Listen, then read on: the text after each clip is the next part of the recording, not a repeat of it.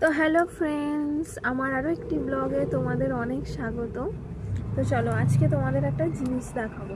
কয়েকদিন আগে বলেছিলাম যে আমার ভাই এসছে, তো ভাই অনেক কিছু তো নিয়ে এসছে, তোমাদের সাথে শেয়ার করেছিলাম।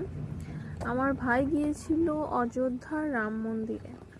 তো সেই রাম মন্দির থেকে নিয়ে চলে এসছে মেন ওখানকার একটা প্রসাদ। এই যে এটা কিসের লাড্ডু আমি জানি না, তবে খেতে খুবই সুন্দর, টেস্টি। আর প্রসাদ তো আরও টেস্টি হওয়ারই কথা।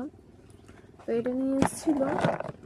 আর কয়েকদিন ধরে দুপুরে কী হয়েছে জানি না, ভাত খাওয়ার পরে মাঝে মাঝে কেন জানি না মিষ্টি খেতে খুব ইচ্ছে করে, তাই এটা বের করে নিয়ে চলে এসেছি খাবো বলে। আর নিয়ে এসছে যে জিনিসটা, যেটা তোমাদের সাথে শেয়ার করব, সেটা হচ্ছে এই যে সুন্দর একটা রামের মূর্তি।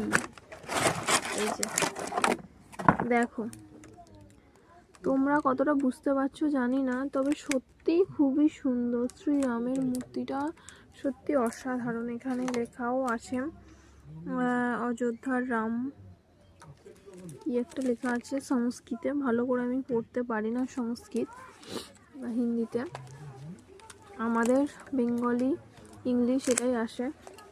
তো এটা একটা এনেছে।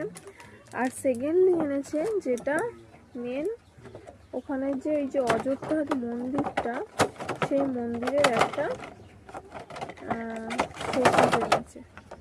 এই যে এটা ইলেকট্রিক সিস্টেম, ইলেকট্রিকে দিলে বিভিন্ন ধরনের কালার হতে থাকে, লাল, নীল, ইয়েলো, মানে বিভিন্ন ধরনের কালার হতে থাকে। সব থেকে এই জিনিসটা দেখো, এই যে রাম মন্দির উঠছে, এগুলো সিঁড়ি, এই দেখো বজরংবলী এখানে প্রণাম করছে। তো সত্যি অসম্ভব সুন্দর এটা দেখতে। এখন আমি তোমাদের এই লাইটটা ফিট করে দেখাতে পারছি না, কারণ এর একটা প্লাগ ভেঙে গেছে কোনো কারণে আনতে। তো এটাকে ঠিক করে তারপরে জ্বালাতে হবে।